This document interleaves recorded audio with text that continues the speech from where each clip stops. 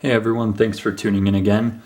Today's knife is the Odino from Viper by Tecnocut, and this is a collaboration between custom knife maker Jesper Voxnaes and, again, Viper by Tecnocut. So, anyways, this is what it comes with, just a little cardboard box here, and that's pretty much it.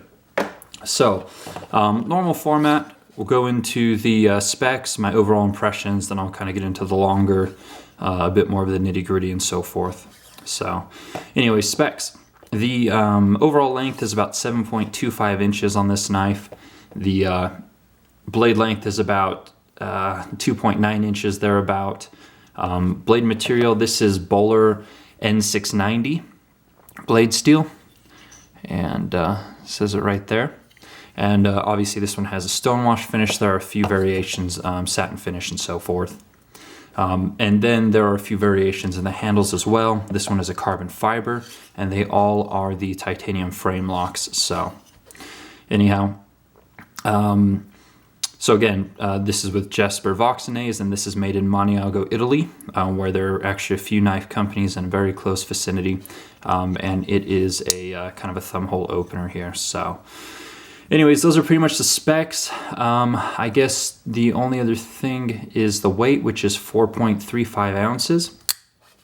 And the pocket clip is left and right hand carry, only tip up. So anyways, my overall impressions, this is actually a really well made knife. I think the fit and the finish are excellent where it counts.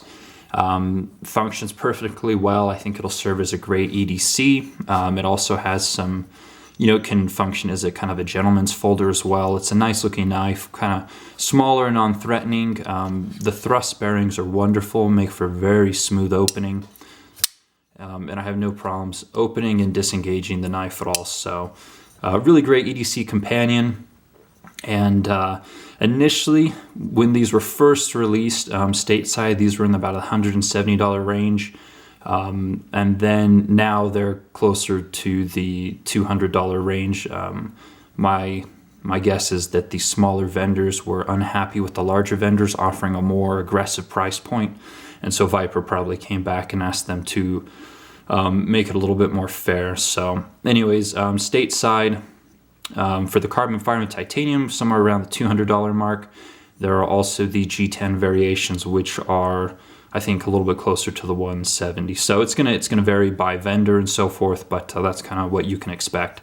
So excellent value, great fit and finish, just what you would expect from Viper by Tecnocut. Just kind of goes with what I've heard about them as far as their quality and so forth. So anyways, I guess that's the 3-minute intro there. So if you're done, you can move on, and if you want to know more, then stick around.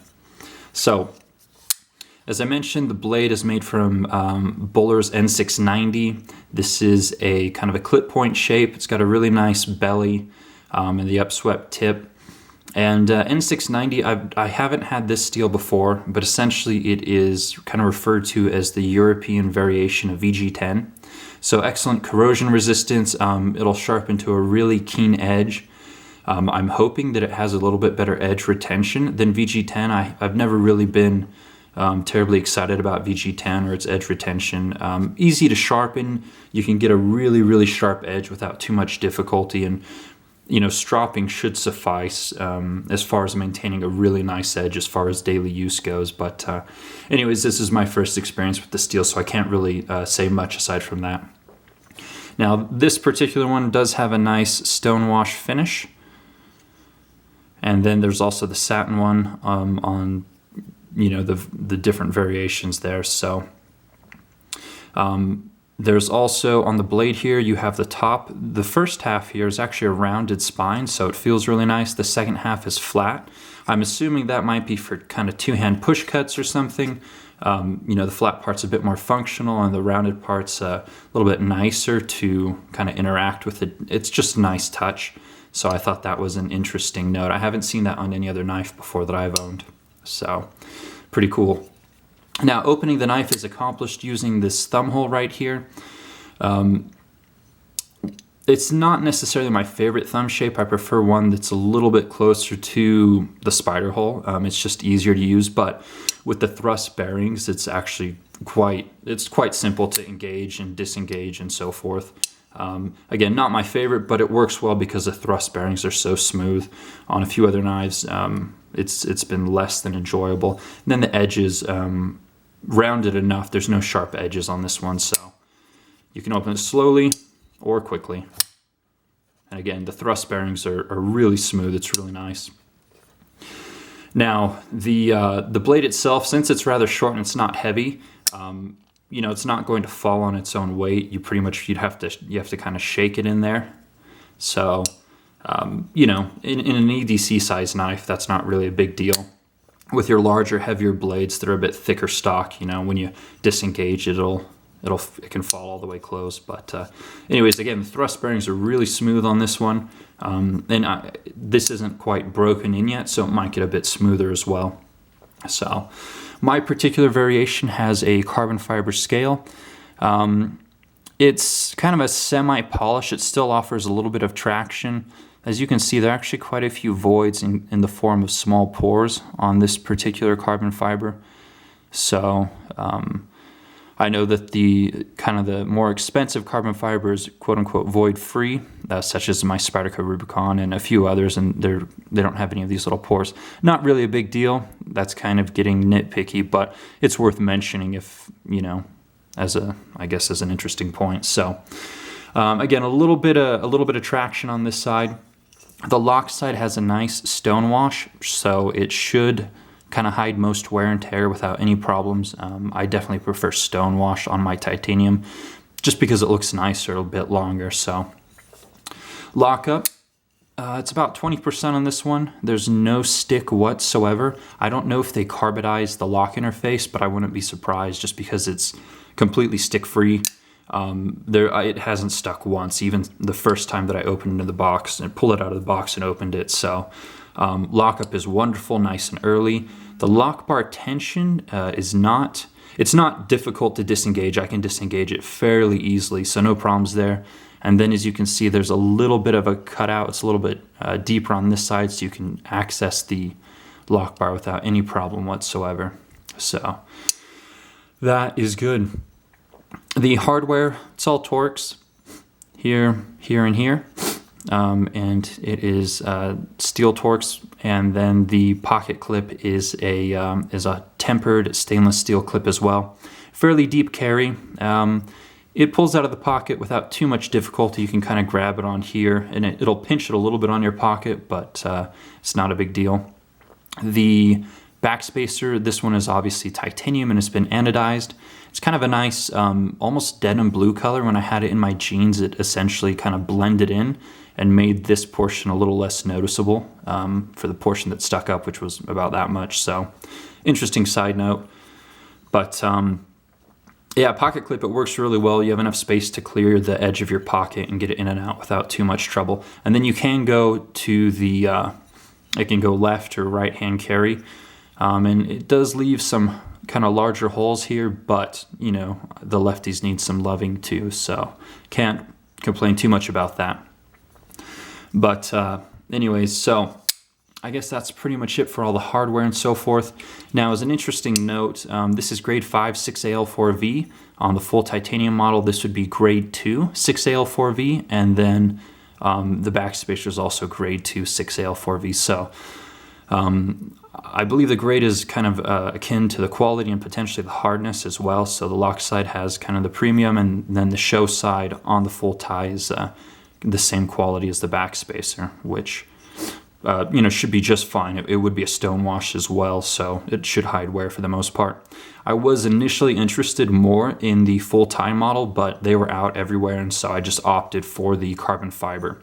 And the full tie model is a full ounce heavier than the carbon fiber model, and then a little more than an ounce heavier than the G10 models. So anyways, that is worth noting if you are interested in the weight. So ergonomically, this knife actually fits a little odd in my hand. Again, I do have extra large hands, and so I get just barely kind of a 4-finger grip on it. It has almost a little choil up here to choke up on, but it's not quite comfortable. If they had done kind of more of a dedicated finger choil up front, it would fit better in my hand. Or if on this portion here, if they had done more of a concave shape, then my finger could rest on that a bit more comfortably as well. So it feels a little odd in my hand. I think if you have smaller, medium hands, it's going to fit quite a bit better, potentially even large hands as well. That might function a bit better for you. So while we're on that note, I do have two here for size comparisons. I do have the Lion Steel SR2 and the Spyderco Rubicon. So let's just do one at a time here. So they're all, I don't know if the camera angle is going to show, but they're all pretty much exactly the same size, really close. Now, ergonomically speaking, this one, it's obviously a much smaller area here than here, and so I get a much more comfortable grip on this knife than I do on the Odino. The SR2 as well, again, the area just below the pivot is much smaller, and so I get a more comfortable grip on this one as well. So anyways, yeah, these three are essentially the same size, just different options. There's quite large price point discrepancies between the models. I mean, these are north of 350, 300, and this is just about 200. So anyways, those are some different options. But, you know, aside from the ergonomics, it's a really, really well-made knife. Everything's nicely chamfered. It's comfortable in the hand. For kind of an EDC knife, I think it'll fit the role quite well.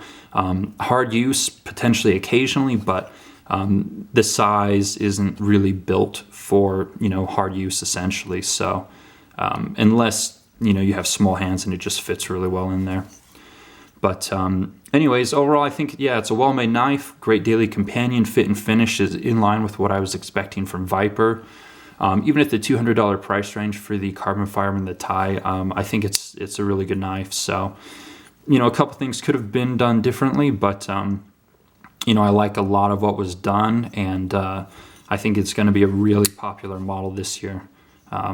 You know, Jesper Voxnaes has done this and then the F3, and I'll be doing a video comparison of those two not too long. But while we're on the subject, here's a size comparison between the two.